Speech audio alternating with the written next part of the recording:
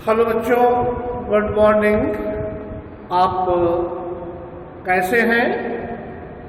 आज आपको रसायन विज्ञान के अंतर्गत परमाणु संरचना एटॉमिक स्ट्रक्चर नामक अध्याय में आज आपको परमाणु क्रमांक या परमाणु संख्या, जिसको अंग्रेजी में कहते हैं एटॉमिक नंबर, को पढ़ाना है।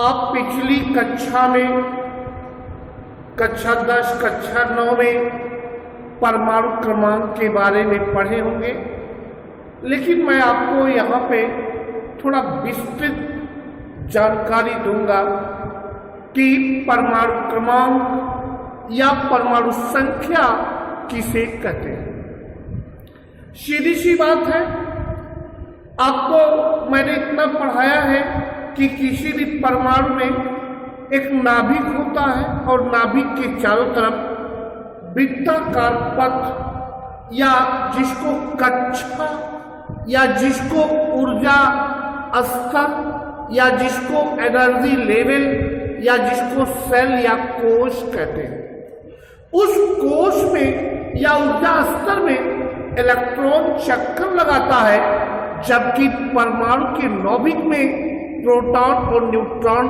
उपस्थित होते हैं। अर्थात नाभिक का निर्माण प्रोटॉन और न्यूट्रॉन से होता है और इलेक्ट्रॉन उसके चारों तरफ अर्थात नाभिक के चारों तरफ वृत्ताकार पथ या जिसको आप कक्षा कहते हैं उसमें लगातार घूमते रहते हैं। जहां तक सवाल है, आपको परमाणु क्रमांक या परमाणु संख्या को डिफाइन करना है। सीधी सी बात है, आपको एक फार्मूला आपको बताया गया होगा या मैं बता भी रहा हूं, पिछली कक्षाओं में जरूर बताया गया होगा कि परमाणु क्रमांक या जिसको आपको परमाणु संख्या के नाम से जानते हैं या परमाणु क्रमांक को परमाणु संख्या कहते हैं। परमाणु क्रमांक को कैपिटल जेड से प्रदर्शित किया जाता है। ये बराबर हो गया, आपके सामने हमें लिखा है या मैं लिखने जा रहा हूं, परमाणु के नाभिक में उपस्थित, परमाणु के नाभिक में उपस्थित प्रोटॉनों की संख्या या जिसको आप लोग कह सकते हैं कि परमाणु के नाभिक में उपस्थित कुल प्रोटॉनों की संख्या आपका मैंने लिख दिया है। इसी क्रम में मैंने यहाँ पे इसके आगे फिर इक्वल या बराबर करके मैंने लिखा है या मैं लिखने जा रहा हूं, उदासीन परमाणु में, उदासीन परमाणु में इलेक्ट्रॉनों की संख्या। इसका मतलब एकदम, अगर आप इस फार्मूले को आप ध्यान से देखें तो आप ये बड़े इजीली कह सकते हैं कि किसी भी तत्व के परमाणु का जो परमाणु क्रमांक होगा वही उस परमाणु के नाभिक में उपस्थित प्रोटॉनों की संख्या होगी और जो उदासीन परमाणु है उसमें जो इलेक्ट्रॉनों की संख्या होगी वो उसके बराबर होगी।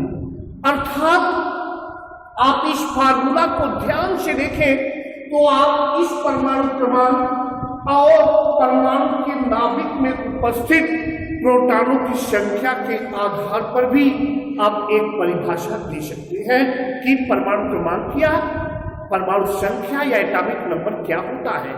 इसी क्रम में आप परमाणु क्रमांक का रिलेशन यदि उदासीन परमाणुओं में इलेक्ट्रॉनों की संख्या से करते हैं तो आप एक पर डेफिनेशन इसके आधार पर भी दे सकते हैं।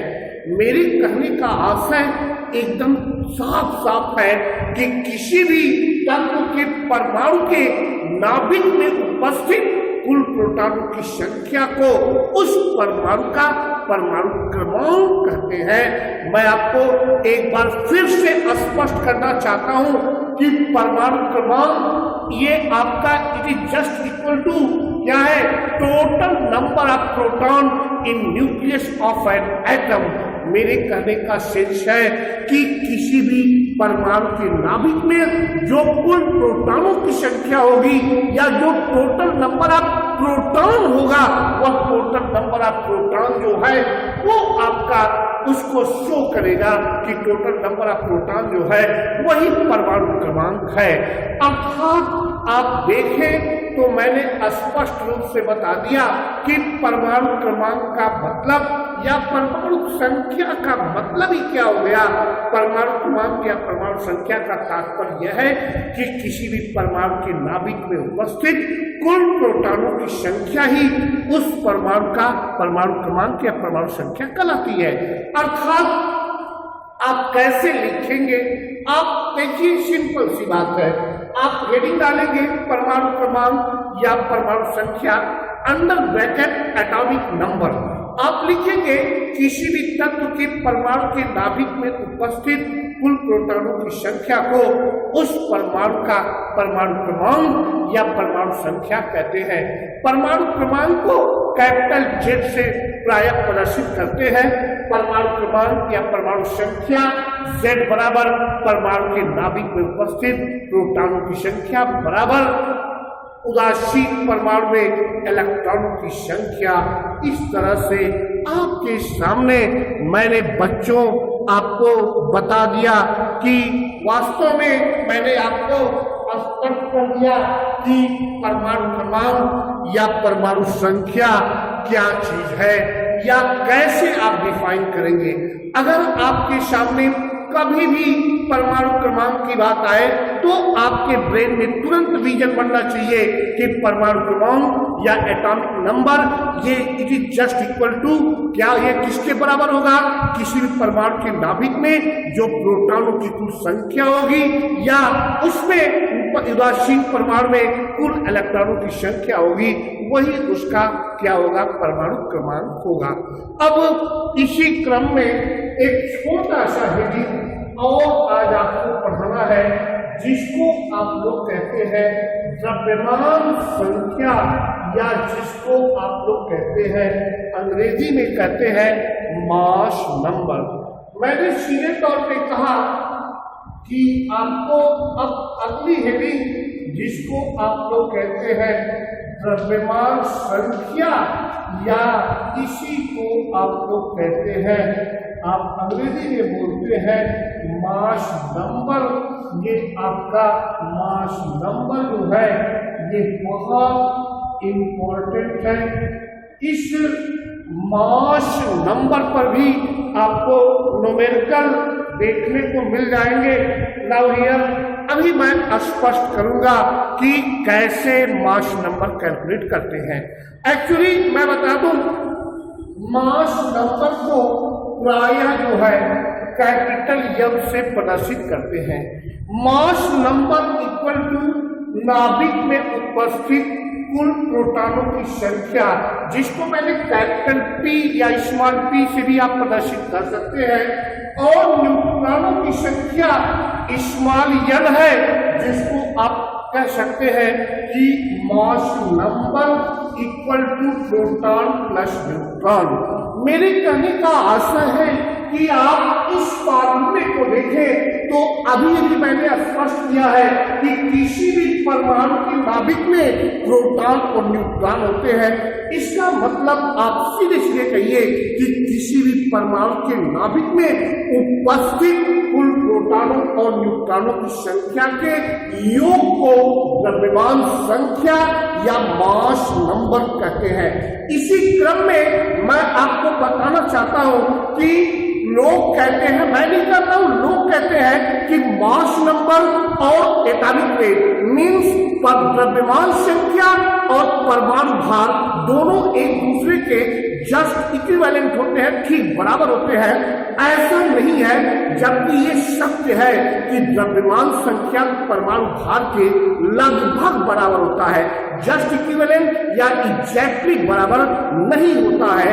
एक बात मैं आपको और बता दूं कि कभी कभी आपसे पूछा जाता है न्यूक्लियंस किसे कहते हैं। न्यूक्लियंस मीन्स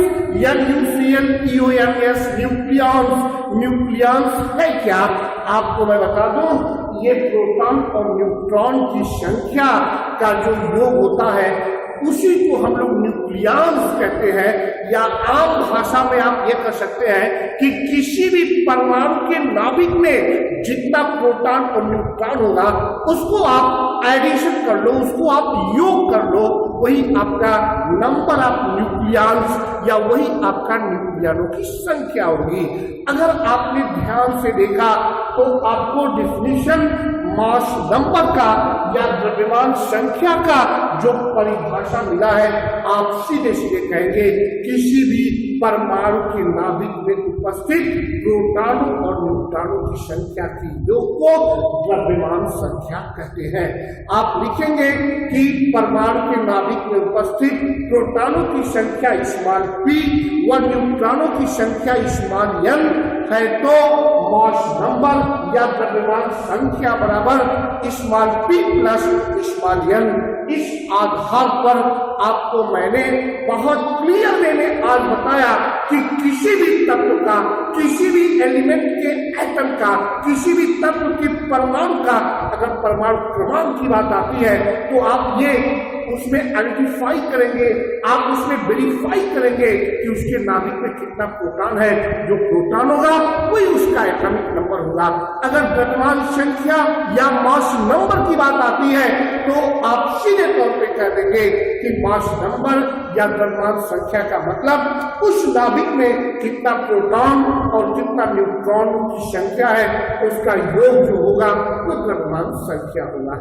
इसी क्रम में कभी कभी आपके हैं इस मास नंबर और परमाणु क्रमांक पर आपको प्रश्न या न्यूमेरिकल लिखने को या न्यूमेरिकल सॉल्व करने को आ जाता है। जैसे सिंपल सी बात है, एक न्यूमेरिकल मैं लिख रहा हूं, माना ए बी और सी ये तीनों तत्व है।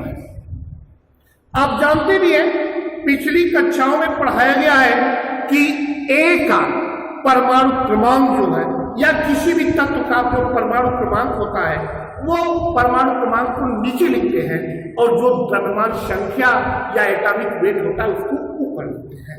लेकिन मैंने अभी भी बताया है कि द्रव्यमान संख्या और एटॉमिक वेट दोनों एक दूसरे के एग्जैक्टली बराबर नहीं होते हैं, नियर अबाउट लगभग बराबर होते हैं। मैंने कहा प्रश्न ये है कि ए बी सी तीन तत्व हैं, इन तत्वों के द्रव्यमान संख्या 45 है। ये आपका 45 यानी 45 और आपसे ये कहा जा रहा है इनके परमाणु क्रमांक यानी ए के परमाणु क्रमांक 20 और बी के परमाणु क्रमांक 21 और सी के परमाणु क्रमांक 22 है। मैंने आपको क्लियर वे में कहा है ए बी सी अगर आप देखें तो तीन तत्व हैं और इन तत्वों के जो परमाणु भार या द्रव्यमान संख्या 45 है, परमाणु क्रमांक 20, 21, 22 है। आपसे पूछा जा रहा है इनमें प्रोटॉनों और न्यूट्रॉनों की संख्या क्या कीजिए।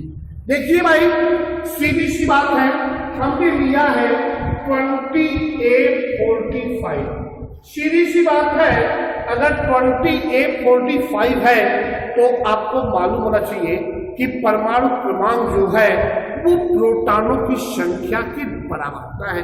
अभी भी हमने बताया है, इसका मतलब परमाणु क्रमांक 20 है तो प्रोटॉनों की संख्या यानी इसको आप स्मॉल p से प्रदर्शित करते हैं, स्मॉल p की वैल्यू कितनी हो गई 20। इसी क्रम में आपको निकालना है न्यूट्रॉनों की संख्या। अभी भी हमने फार्मूला आपको बताया है m बराबर p प्लस n।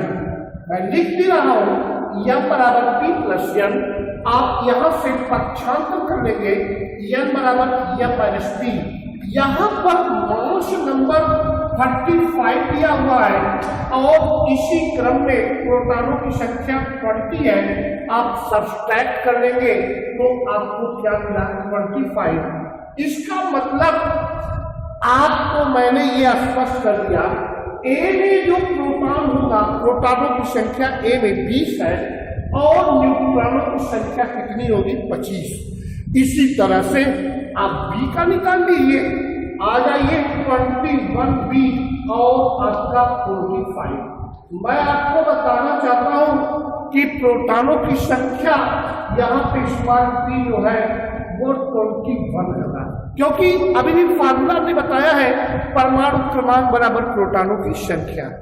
इसी क्रम में n बराबर m माइनस p सूत्र के अनुसार मास नंबर 45 है यानी 45 और प्रोटॉनों की संख्या बच्चों 21 है और आपको क्या मिल गया 24। इसका मतलब जो है बी में प्रोटॉनों की संख्या 21 है और न्यूट्रॉनों की संख्या 24 है। इसी क्रम में आपका 22C तीसरा जो तत्व है वो C तत्व है, जिसका परमाणु क्रमांक 22 है, द्रव्यमान संख्या जिसका 45 है 45 है।